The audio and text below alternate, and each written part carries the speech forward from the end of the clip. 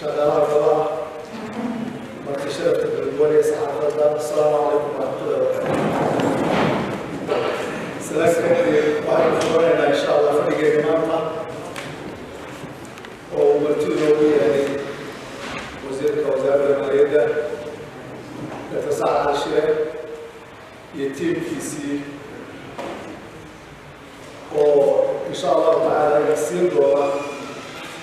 معلومات انترناشونال يسير دورة ولا يروح تيريالا ونقول قيمة دورة كان لله كان ما انتصرت بعد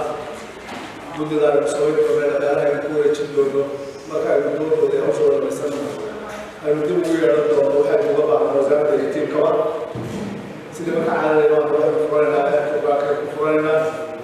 مدير الشيخ أحمد ضيق إن شاء الله نزوره.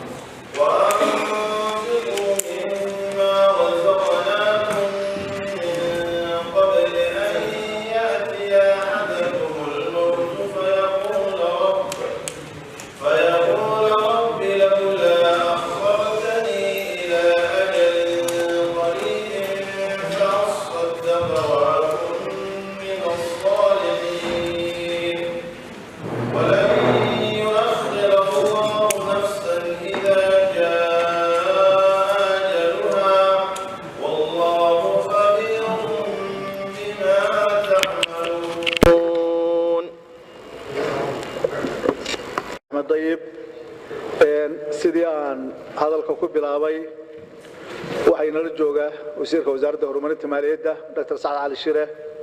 أقاسمها جود يتيم كيسي كلا شقين أريمها دقالها هي مالية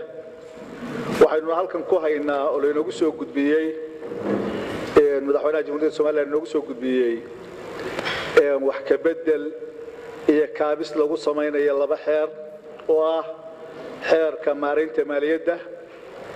حير كداخلية لبضع حير waxaan jeclahay marka koowaad in loo qaybiyo mudanayaasha oo ay u dhiibaan mudane walba ay siiyaan labadii nuqul kamid ah labada xeer ay siiyaan hadii ilaahay idmo maanta qaybintani waxay noqonaysaa oo kaliya inuu inafsiyo wasiirku introduction uu ka bixiyo baahiyihii keenay in la sameeyo bedelkan iyo kaabistatan iyo hordhac ku saabsan si aad uga haystaan concept guud ama fikir guud aad uga haystaan labada xeer ee idin hor yaala kadibna mudanayaashu way soo akhrisanayaan waa akhriskii koowaad marka loo eego golaha maanta oo akhriska koowaad buu gelayaa marka labaadna waxaa loo gudbin doonaa guddiga dhaqaalaha ee golaha oo iyaduna soo fududayn doonta kana soo niqaashi doonta iyaga oo la tashanaya tiimka sharci yaqaanada ah iyo la taliyaasha xagga dhaqaalaha ee golaha jooga kadibna waxay ku soo noqon doontaa goloweynaha marka waxa furmi doona waxa la wixii looga baahdo guddiduna way u yeeran kartaa wasaaradda iyo madaxdeeda si ay wax uga weydiiso guddiga dhaqaaluhu hadhowna goloweynuhu wixii uga soo baxay uu u yeeran karaa uuna weydiin karaa si uu tafsiir uga weydiiyo laakiin maanta waa introduction conceptka guud ee uu ka hadlaya labada xeer baa wasiirku inoo sharxi doonaa insha Allah taala hadii ilaahay idmo xogayaha guud waxaan ka codsanayaa inuu akhriyo warqadii looga timi madaxweynaha ee bismillaahi raxmaani raxiim xafiiska madaxweynaha jamhuuriyadda Soomaaliland ku gudoomiyaha golaha wakiilada jamhuuriyadda Soomaaliland ogeysiin wasiirka wasaaradda horumarinta maaliyadda ujeedo wax ka bedel iyo kaabis xeerar mudane gudoomiye waxaan si sharaf iyo maamuus leh kugu soo gudbinayaa wax ka bedelka iyo kaabista labada xeer ee kala ah xeerka maamulka maaliyadda xeer lambar 75 2016 iyo xeerka dakhliga xeer lambar 72 2016 ee halkan ku lifaaqan sidaa daraaddeed mudane guddoomiye waxaan rajaynayaa in golaha wakiiladu ka gudan doono waajibaadkooda dastuuriga ah wax ka beddelka iyo kaabista xeerarkan allah mahadle mudane muuse biixi cabdi madaxweynaha jamhuuriyadda somalilan labadii horena waan idiin qabinaynaa insha allah si aad isula fahantaan wixii laga bedelay iyo wixii lagu soo daray wasalaamantii aad u mahadsan yahay xogayaha guud ee golaha sidaa uu idin sheegay waxaad haysataan labadii nuqul ee cusbaa ee xeerarka kan waxaana yaala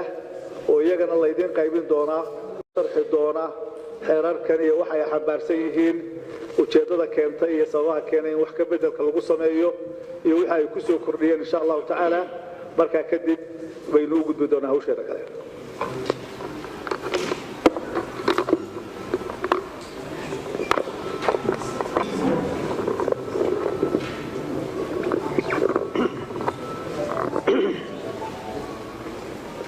بسم الله الرحمن الرحيم الحمد لله رب العالمين والصلاة والسلام على رسول الله قدومية ودنياشا حلبانada marti sharafta kale waan salaamayaa assalaamu calaykum waraxmatullaahi wabarakaatu gudoomiye saaka waxaanu golaha u hornimi wax ka bedel kaabis iyo ansixin laba xeer oo la xidhiidha nidaamka maamulka maaliyadda dawladda ee afka qalaad loo yidhaahdo BFM intaanan u gelin labada xeer mudane waxaan jeclaan lahaa inaan wax yaroo gogoldhiga idinla wadaago nidaamka maamulka maaliyadda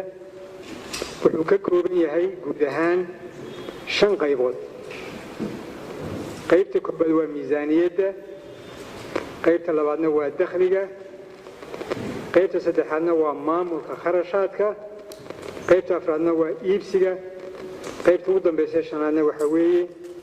joogista iyo hanti dhowrista marka maamul wanaagga maaliyadda dawladdu 5 qaybood ayuu qaybsan yahay guud ahaan 5 qaybood waxa lagu maareeyaa 5 xeer xeerka dakhliga guud ee cashuuraha xeer lambar 72 2016 amba 72 xeerka kastamada Somaliland xeer lambar 73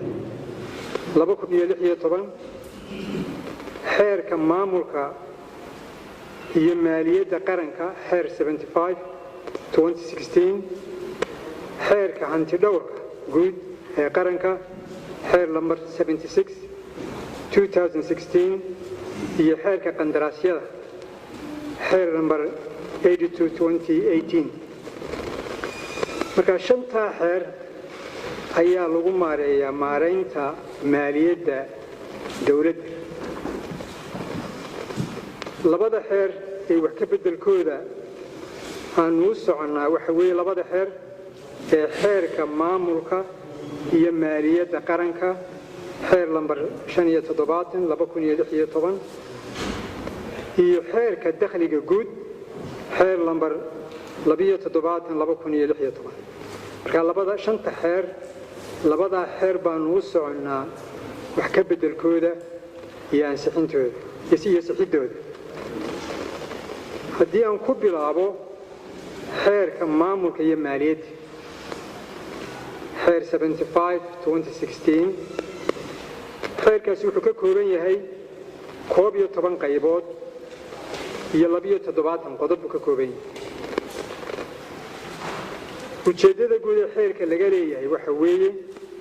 inuu dejiyo nidaam cad oo xaqiijin kara hufnaan daahfurnaan isla xisaabtan dhammaystiran oo lagu maamulo dhammaan arrimaha khuseeya maareynta maaliyadda dawladda jamhuuriyadda Soomaaliland xeerkaasi waxaa lagu dabaqayaa dhammaan hay'adaha dawladda oo dhan shirkadaha dawladda ku leedahay iyo golayaasha deegaanka waa xeer runtii sal ballaaran weyn iskoobkiisu aad u ballaaran yahay xeerkaasi markii uu dhaqan galay waxaa ka soo baxay gudaloolooyin iyo qabyo waana sida caadiga weeye xeer kasta markuu dhaqan galo ayaa waxaa ka soo baxa waxyaabo ku qabiya waxyaabo ka maqan iyo waxyaabo u baahan faahfaahin iyo waxyaabo u baahan kaabis marka waa caadi weeye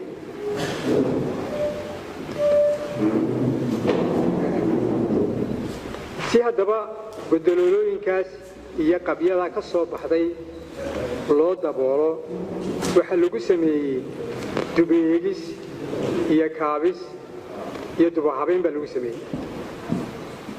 waxaa wax laga beddelay 24 qodob qodobada 2aad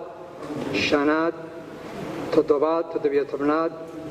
18aad 20aad 25aad 26aad 27aad 28aad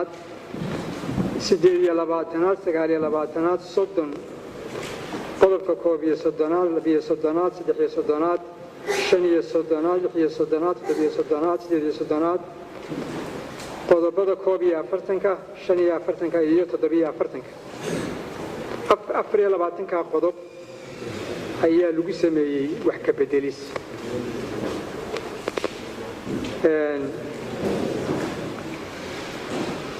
xeerkii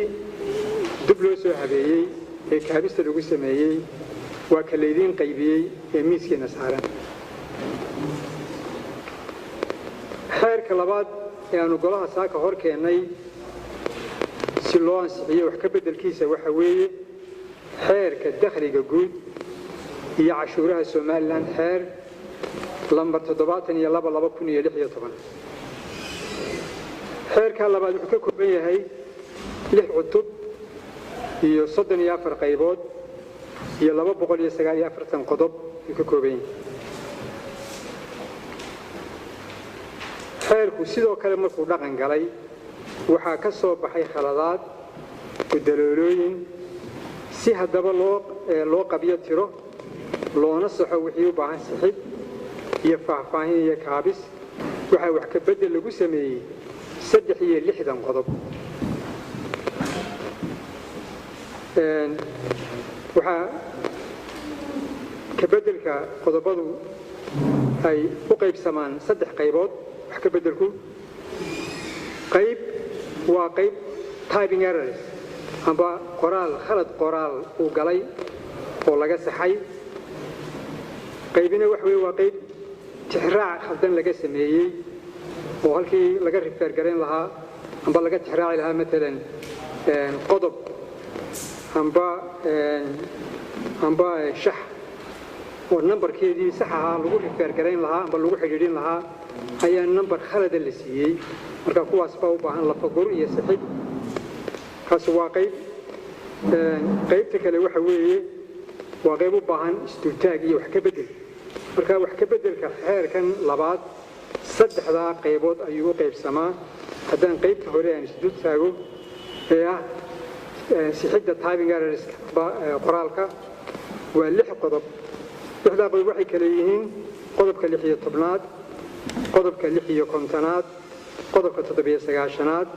qodobka 129aad qodobka 220aad qodobka 223aad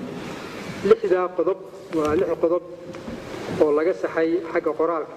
amba typing errors laga saaray qaybta kale waxay ka kooban tahay 10 qodob iyo 17 chantus ay ka kooban tahay isugeyn waa 27 meelood ayaa laga saxay qodobada la saxay waxaa ka mid ah qodobka 53aad qodobka 65aad qodobka 37aad qodobka 125aad qodobka 130aad qodobka 153aad qodobka 156aad qodobka 158aad iyo 17 chantus oo ka baxsan qaybta qaybta u dambaysa runtii wax ka beddelka iyada lagu sameeyey iyo faahfaahinta waxay ka kooban tahay 30 qodob bay ka kooban tahay qodobadaasi waxa weeye qodobka 8aad 11aad 18aad qodobka 25aad qodobka 30aad qodobka 4aad qodobka 43aad qodobka 55aad qodobka 56aad 57aad 59aad qodobka 27aad 73aad qodobka 138aad qodobka 143aad qodobka 156aad qodobka 129aad qodobka 211aad qodobka 220aad qodobka 224aad qodobka 225aad qodobka 260aad qodobka 217aad soddonka qodobna waa soddonka qodob ee runtii lagu sameeyey wax ka beddelka iyo faahfaahinta xeerka dambe ee xeerka dakhliga guud waxaa laydin qaybin doonaa buuggii hore xeerkii hore iyo wixii laga bedelay ayaa laydin qaybin doonaa insha allah haddii marka aan soo gunaanado wax ka beddelkan iyo sixidda labada xeer waxay xoojinayaan isla xisaabtanka hufnaanta iyo daahfurnaanta maamulka maaliyadda dawladda waxaanu ku kalsoonnahay in goluhu uu ansixin doono soo jeedimadaas wixii faahfaahina ee loo baahdo insha allah markaad soo akhridaan diyaar baanu idinla nahay waa mahadsantihiin assalaamu calaykum waraxmatullahi wabarakaatu وعليكم السلام ورحمة الله وبركاته بوما تسنيهاي labadii nuqul cusbaa waa la idinsiiyey mid ka mid ah nuqulkiisu wuxuu idinku jiray oo ah ka ah maareynta maaliyadda 10kii buug ee idinku jiray shandadii la idinsiiyey uu idinku jiray kii kalena nuqulkiisii hore ee qadiimka ah hadeera la idin qaybinaya oo kuwa inamadu gacanta ku haya oo dhammaantiin xubnaha loo qaybinaya wasiirka iyo tiimku aad bay u mahadsan yihiin waynu fasixi doonaa waxaynu inagu ka bogan doonaa xeerarka ay inoo keeneen waxaynu la tashan doonaa guddigeena dhaqaalaha iyo garyaqaanadeena iyo lataliyaasheena xagga maaliyadda dooda golahaynu ku soo celin doonaa markaynu dhammaysano doodihii labadii xeer ee kale hore inoogu furaa kadibna waxaynu uga baahanno waynu u yeedhan doonaa guddi ahaan iyo gole ahaan labada kii aynu marba u baahanno haddii ilaahay idmo marka inagu waxaynu sii wadan doonaa markaynu xeerkan qaybsanno doodii xeerkii shaqaalaha xubnihii dhinnaa ee isqoray baynu sii wadan doonaa haddii ilaahay idmo waxaana sii daadihin doonaa gudoomiye ku-xigeenka koowaad ee golaha mudane siciid baa sii daadihin doona aad baan idinku mahadnaqaynaa wasiir adiga iyo tiimkaagaba waa mahadsantihiin waana fasaxantihiin